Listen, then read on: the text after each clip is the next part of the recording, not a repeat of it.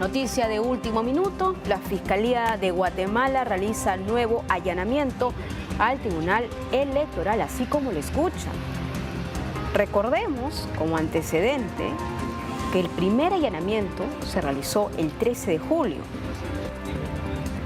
en este ente electoral para supuestamente decomisar el expediente del movimiento Semilla por un caso donde el partido es acusado de presuntamente incorporar firmas falsas en su proceso de creación en el año 2018.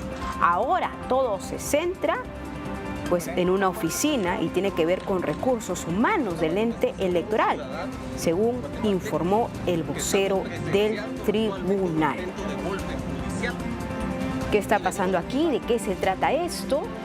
Ya la Corte Constitucional había avalado pues que Bernardo Arévalo y Sandra Torres vayan a segunda vuelta. ¿Eso traerá cola? ¿Cómo entender esto? Vamos en estos momentos con Juan Gerardo Guerrero, abogado en Derecho Constitucional y diputado titular y electo al Parlamento Centroamericano. Un gusto tenerlo. Muy buenas tardes. Muy buenas tardes, Carmen Alvarado.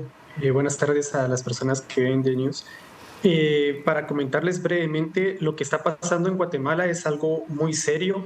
Estamos ante una situación dentro de la cual se podría configurar en un lawfare, es decir, una persecución política por la vía judicial, utilizando de la ley penal para eliminar al enemigo político, siendo en este caso Movimiento Semilla y el pueblo de Guatemala el enemigo político de toda una serie de personas que no quieren perder los privilegios, que perdieron las elecciones el 25 de junio, pero que quieren conservar el status quo.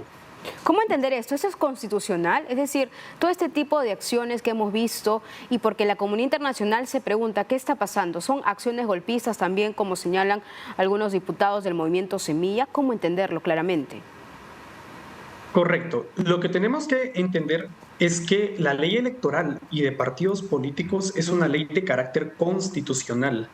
A pesar de que es una ley de carácter constitucional, un juez de primera instancia del ramo penal está pretendiendo superar la jerarquía normativa y el principio de supremacía constitucional con respecto a la ley electoral y de partidos políticos. Es decir, querer implementar la ley contra la delincuencia organizada y el Código Penal, aduciendo que son superiores a la propia ley constitucional.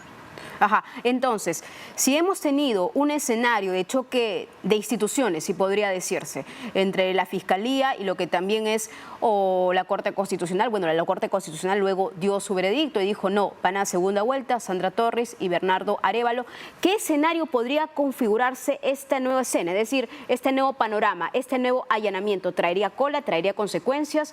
¿Cambiaría el futuro de ese escenario de segunda vuelta que tenemos de Guatemala? Es que eso es lo que están intentando hacer específicamente desde la FESI, que es la Fiscalía Especial contra la Impunidad del Ministerio Público, que se ha presentado para actos fuera del marco constitucional, en colusión con el Juzgado Séptimo de Primera Instancia Penal, Narcoactividad y Delitos contra el Ambiente, que también es a través de ese juzgado y específicamente a través del juez Freddy Orellana, que están pretendiendo suspender el proceso electoral, es decir, que se evite la segunda vuelta el 20 de agosto. Qué complicado esto en el sentido de que ya tuvimos un primer allanamiento, luego de la declaración del fiscal diciendo que se inhabilita al movimiento Semilla, luego se esperó con mucha expectativa la orden, la resolución de la Corte Constitucional que finalmente avalaba el camino, pero ahora volvemos nuevamente a un nivel cero, a una instancia que puede ser incluso esperar lo que dice la Fiscalía o esperar lo que dice la Corte Constitucional. O sea, básicamente sería un panorama similar.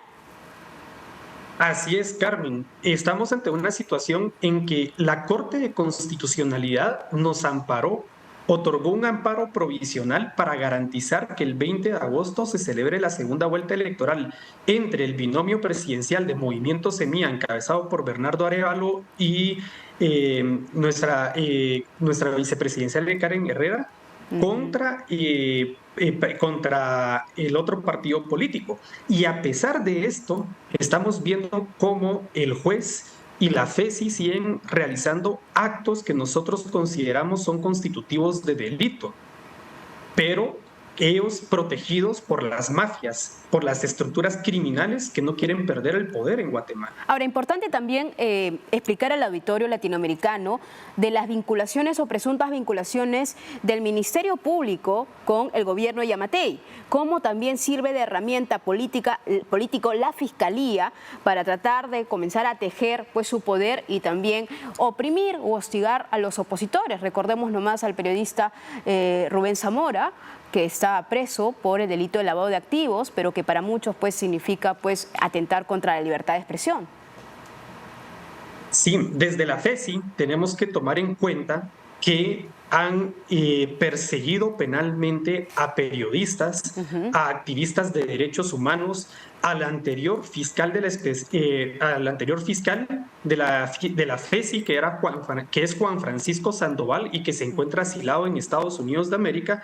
Es decir, esta fiscalía se encargó de perseguir políticamente a todos aquellos que estaban en contra de los actos de corrupción en Guatemala.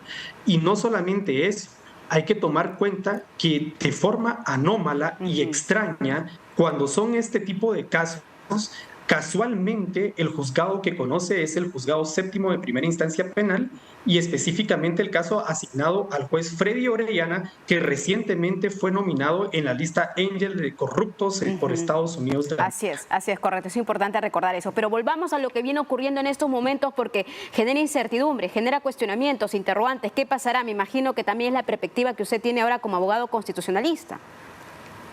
Así es. Nosotros como abogados del partido político Movimiento Semilla, ayer, como supimos de todos estos actos, tanto lo que hicieron ayer como hoy, presentamos una debida ejecución del amparo. Esperamos que en lo más pronto posible nos otorguen una debida ejecución del amparo provisional a efectos de evitar que el juzgado séptimo y la FESI bloqueen el proceso electoral en Guatemala. Es decir, se están yendo en contra del clamor popular, se están yendo en contra de las y los ciudadanos guatemaltecos que el 25 de junio emitieron su sufragio universal y secreto. Juan Guerrero, entonces podría decir, doctor, que las próximas horas pueden ser cruciales, importantísimas, esperar este amparo, como también pues la resolución que va a decir el Ministerio Público luego de este allanamiento. Me imagino que habrá algún discurso oficial sobre lo que se viene buscando, por qué el allanamiento. Solamente lo que se sabe es que es la Oficina de Recursos Humanos, ¿o hay algún detalle adicional? Sí, tenemos que saber lo siguiente. A pesar de que tenemos este amparo provisional, la Fiscalía Especial contra la Impunidad le ordena a la directora del Registro de Ciudadanos en funciones que señale si ya nos suspendió o no la personalidad jurídica a nosotros como partido político.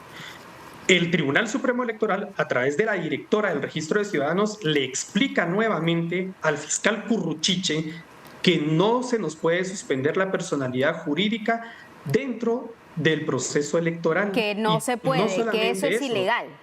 Así es ilegal, exactamente, y mencionan el amparo provisional de la Corte de Constitucionalidad. Como acción inmediata de Curruchiche, hoy realiza este allanamiento. Creíamos de que también había una orden de aprehensión en contra de la directora del Registro de Ciudadanos, pero si hay orden de allanamiento, otra ilegalidad más. Esperemos de que no haya orden de aprehensión en contra de ella. ¿Por qué? Porque ella goza de inmunidad. Ella está en el ejercicio de directora del Registro de Ciudadanos y al estar en ese ejercicio, ella goza de la protección del antejuicio. Cualquier intento de aprehensión o detención en contra de ella en estos momentos es constitutiva de delito para las personas que la aprendan.